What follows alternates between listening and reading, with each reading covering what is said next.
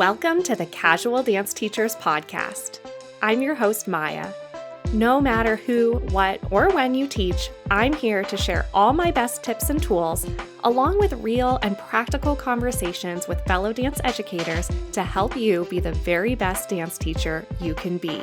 Let's talk about it. Hey everyone, thanks so much for joining me for this one. It is the last episode of season 2 of the Casual Dance Teachers Podcast. Boy, oh boy, I've got to be honest, I feel like season 2 was long. I had the best time putting all of these episodes together, especially the interviews with the guests. We had some phenomenal guests throughout the season, and I'm so grateful to everyone who shared their expertise on the podcast throughout this past season. It's really been a joy, but it also, towards the end of the season, has started to feel like work and feel like something that is pushing me a little bit as far as getting all of the content put together for you, edited, uploaded, all of that fun stuff. And so while I was originally envisioning that the final episode of the podcast would be the final week of April, so it'd just be a nice square cutoff, the end of April, and then have 3 months off, May, June, July. I'm taking that last week of April off as well, and I'm not going to formally announce when we'll come back yet. And with that said, why am I even making this last episode of me just chatting about it being the last episode? I don't have too much to say in the way of dance teaching tips or advice for you or anything like that, like I typically do on the podcast. I did want to make a final episode because this season has been very different from the first one in a lot of ways. I started it out talking about the things that had changed in my life that were changing my perspective on my career and the whole way that I view dance teaching, and that I wanted to have more open and honest conversations about kind of where I am and where people are personally in their journey as dance educators, and that would become a bigger part of the show. And that absolutely has been true throughout many of the conversations that I've had throughout this season. I hope you all have enjoyed that, maybe found some inspiration, some hope, some guidance, whatever it is that you needed in all of that. I know that I certainly have, and it's really helped me with my own personal journey to be able to open up about that and discuss it with various different guests coming at those issues, problems, and things that we're dealing with from varying perspectives.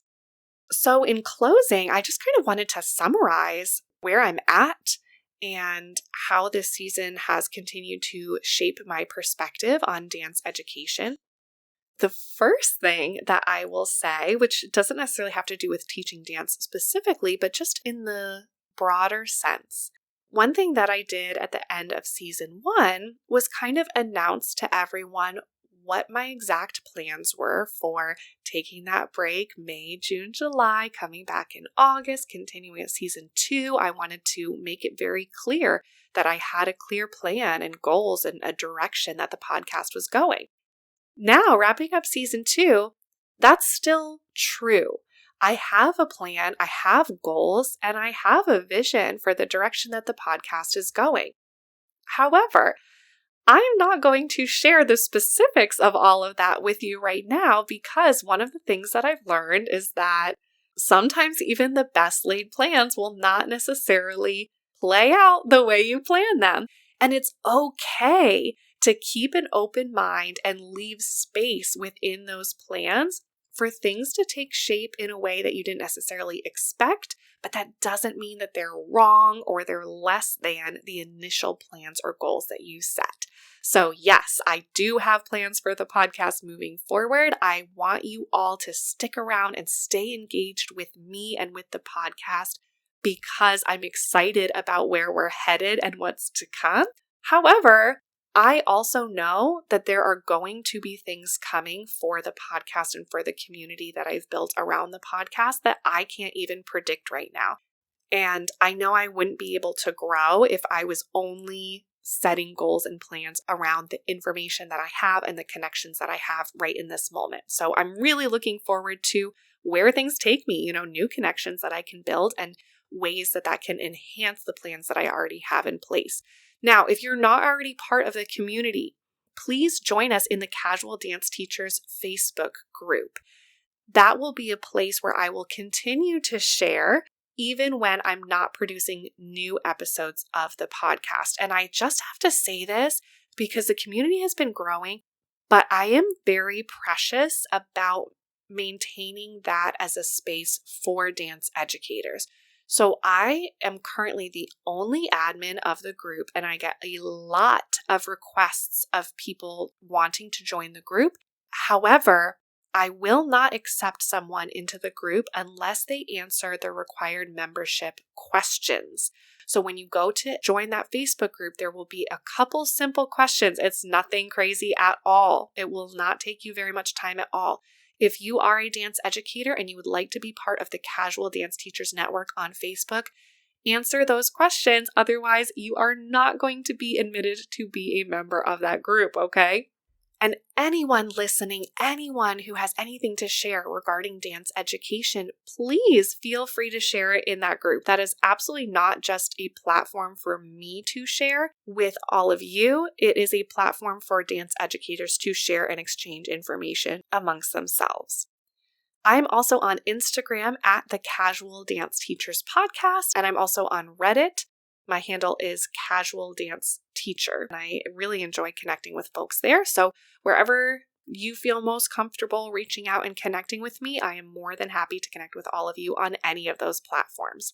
So with all of that said, I also just kind of wanted to summarize a personal theme that's popped up for myself as I've been going through the work of creating the podcast, as well as in the actual conversations and the way that this relates to the dance classroom.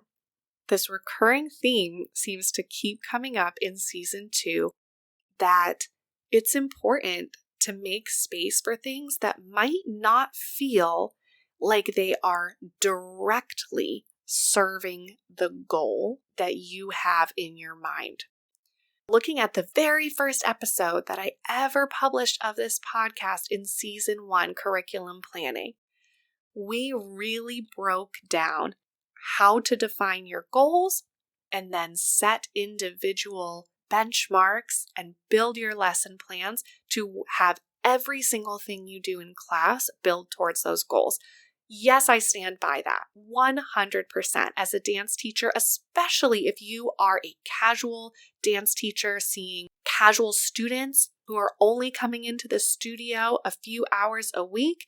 Yes, we need to maximize our effort and efficiency towards those goals. However, there are times that students might not be able to progress towards those goals because they have mental blocks. We've talked about various techniques that can be implemented very briefly and very simply into the classroom, but you do have to carve out a little bit of time that you're not working on dance technique, you're not working on steps, you're not working on choreography. You're just working on getting those students past those mental blocks. Sometimes maybe the class isn't jiving and there's drama and they're having a hard time getting along, and that's blocking students from being able to pay attention.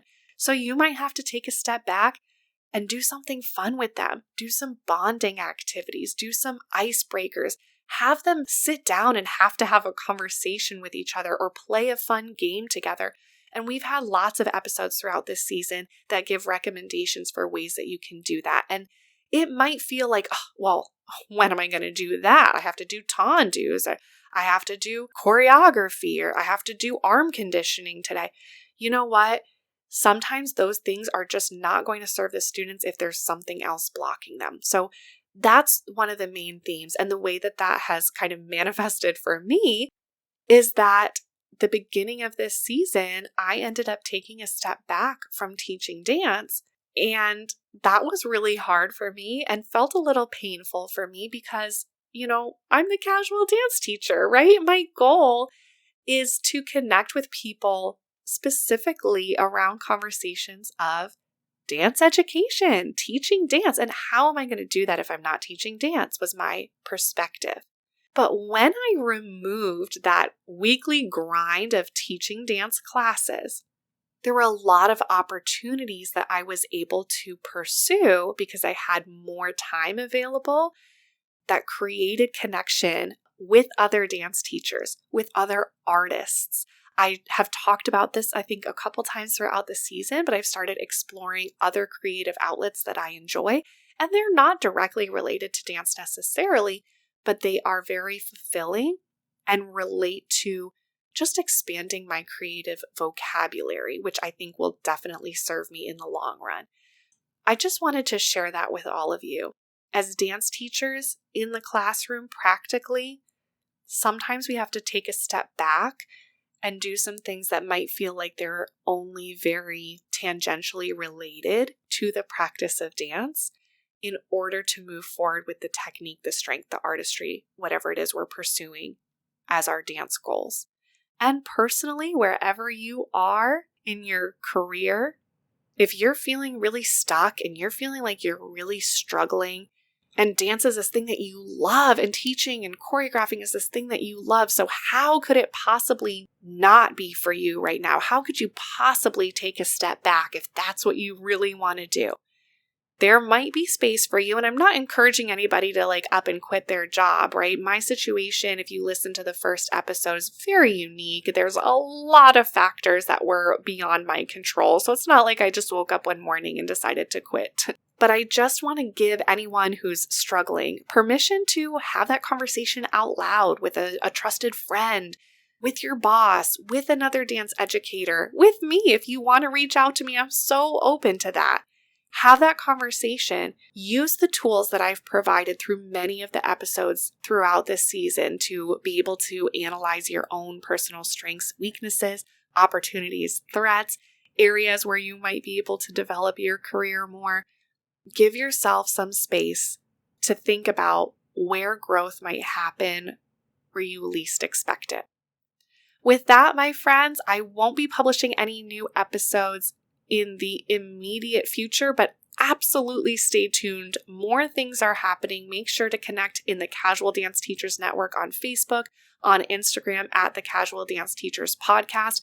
Huge shout out, as always, to GB Mystical, who's provided the theme music for the show since day one. I absolutely love the theme music. It's so fun.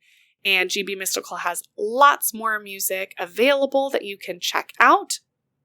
And with that, I will leave you with our final quote of season 2. This one's from Zig Ziglar.